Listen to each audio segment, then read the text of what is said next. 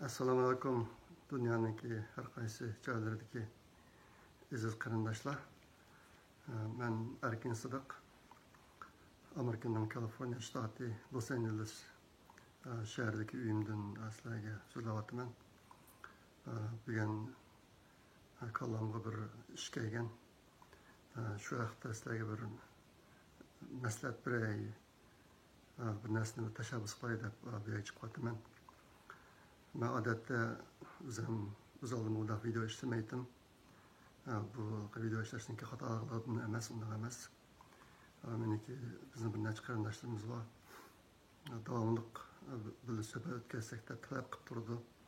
Başta bu boshqa shularga fursat berib shularni birga qilay deb. Men o'zim odatda ayrim chiqmaydim. Hozir shu meniki vaqtlar jiddiy bo'lib qoldi. Men safarga chiqish oldida turibman. Şuna bugün keştem şu kalam kelgan bir ishni sizlarga deb qo'yay deb o'yladim. Hammamizning xabarda bor 9-chilar bizniki naqshchimiz Abdurahim Beyt qarindishimizni o'lib ketdi degan xabar tarqaldi.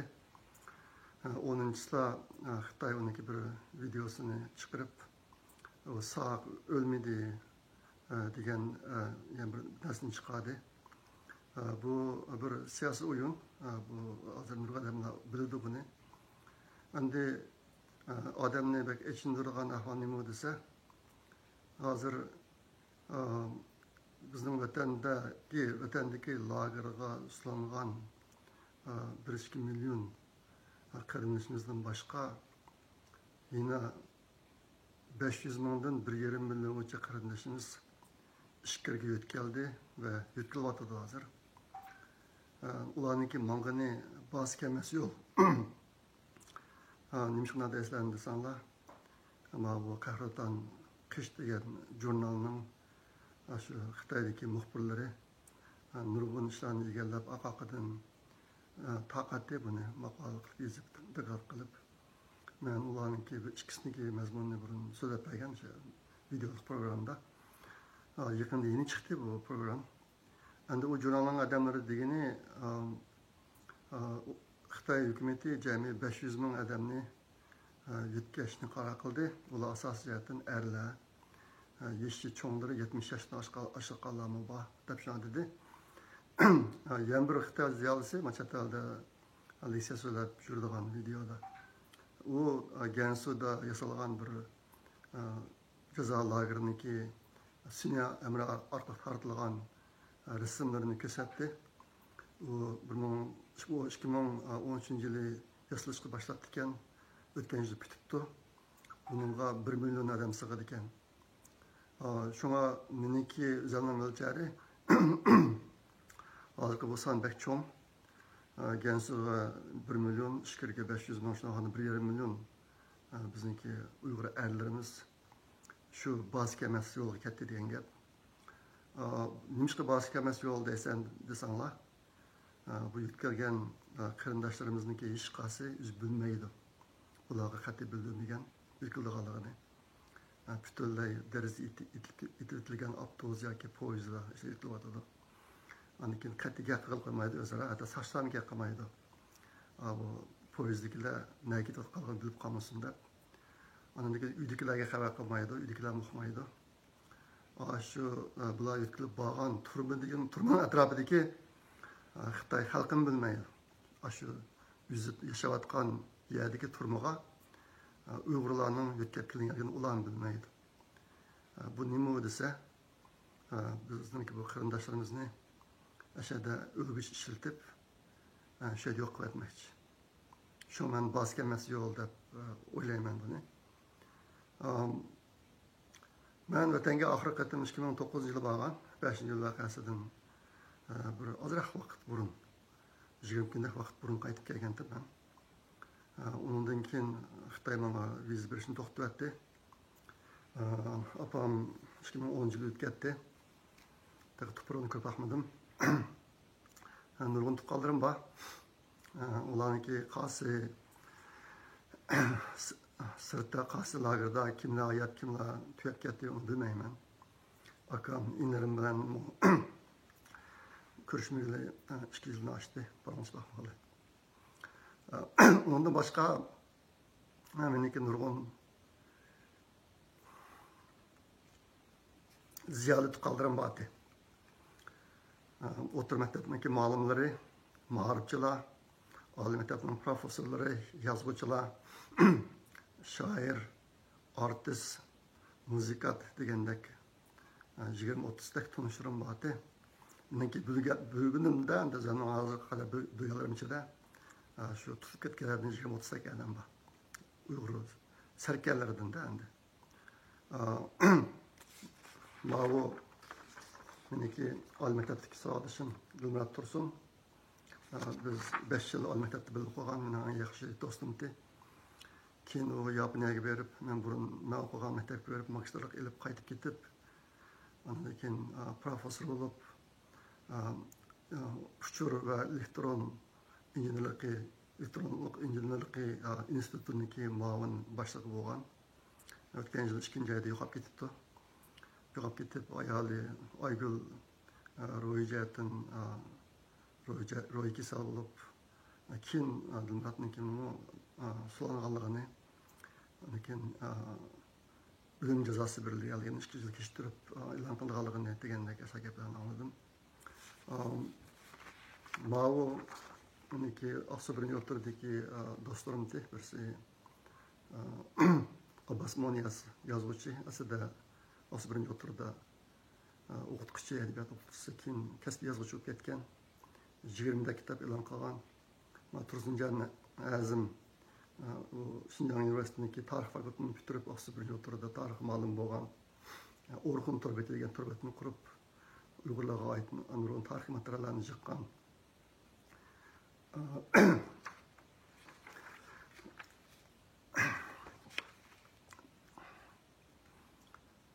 5-ci yıldan keyin kirib buni.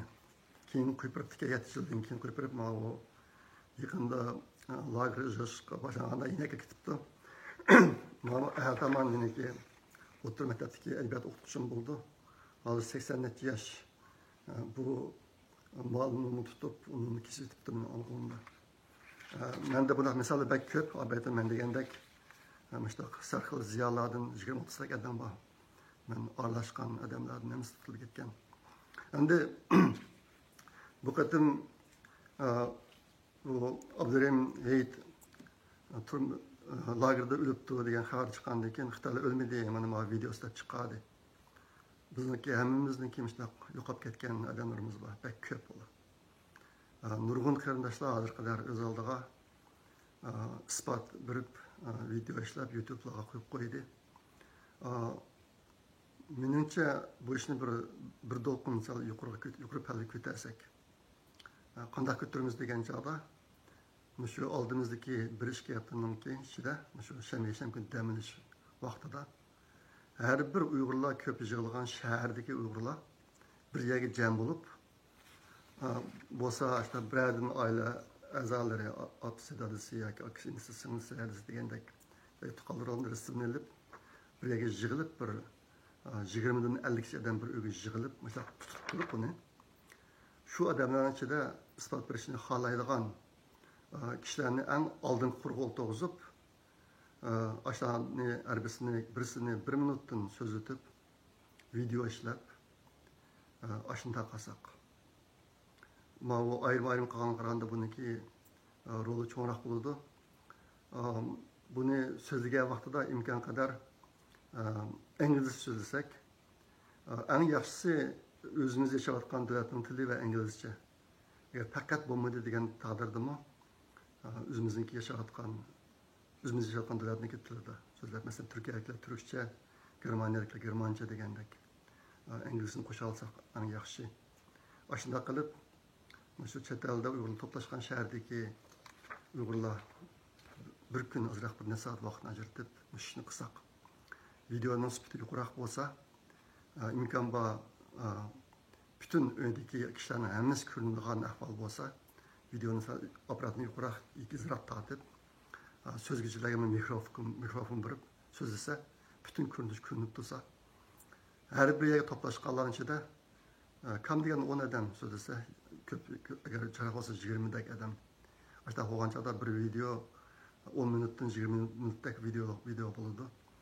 Mushundoq videodan 20-30 ishlansa, ashtaning hammasini bir yoqqa qo'yib qo'ysak, Xitoyniki nerangmazligini ish tashlay olamiz. Hozir bizniki shunchalik odamlarimiz yo'qolib ketib qolsa, ashundoq vahshiy ishlarni qilib yetib, yana yaqinda Amerikada turishliq Xitoyniki bosh elchisi biz Uyg'urlarni normal insonlarga aylantirish uchun sulduq deyotdi. Qo'rqmay turib. Biz Uyg'urlar normal inson emaskanmizmi? Men o'sha yilning oxiri Avstraliyaga berib, shu shaharda litsey o'qiyman. Men to'xti apandim bilan ishimiz. Men shu yerga borganda har bir shaharda yarim soat vaqtimizni chiqarib mushni qilishni orzu qilaman. Men qatnashmayman unga. Har bir shaharniki qatnashmayman, ayrim odamlarga chiqib so'zlayman inglizcha. Bosmashni o'rlashtirsak. Bu bir platdak pakt oldu. Bunu ayrım qildik. Hozirlikda izlaydisini topqolamaydi matan tepish oson emas. Bir qatimiz esa 10-20 chiqadi ayrim. Andikin tilda ko'pincha Uyg'urcha yo'qashqa chet eldagi muxbirlar, hukumatlar agar foydalanadi desa, qulaylik emas bu. Hozir bu Uyg'urning fojiasi bir amaliyot. Bizniki o'zimizning fojiasini dunyoga anglatish haqqimiz bor.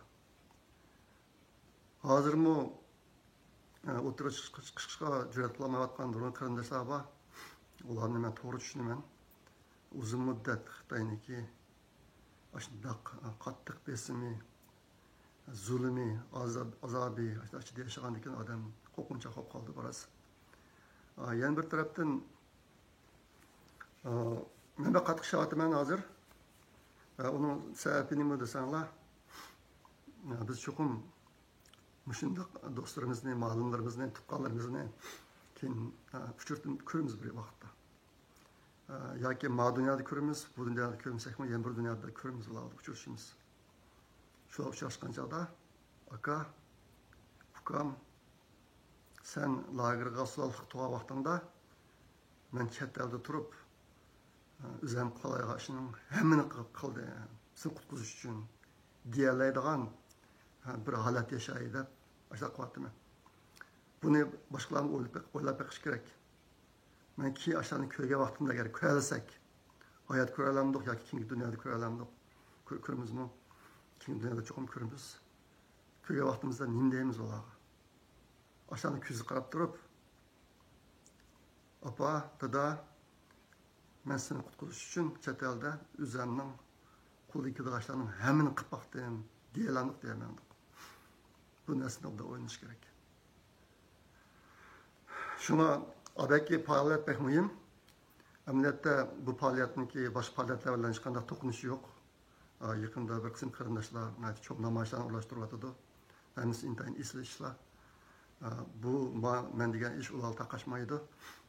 Shunga ishtah bo'lgandan keyin hozirgi vaziyatda men deganmishada tavsiya qilgan ish eng muhim ish. Hozir butun dunyo Abdurahim deydi qarindoshimizniki ahvoliga ko'zini tikyapti. Ashta vaqtda haqiqiy o'tkatganlarning undaq oz emasligini chet eldagi har bir Uyg'urning Xitoy lageriga kirib ketgan, hozir hayotligi yoki emasligi noma'lum bo'lgan kishilarimizning intayin ko'pligini dunyoga deyishimiz kerak biz. Ma'qulamsa, har xo'sh Allohga omonat.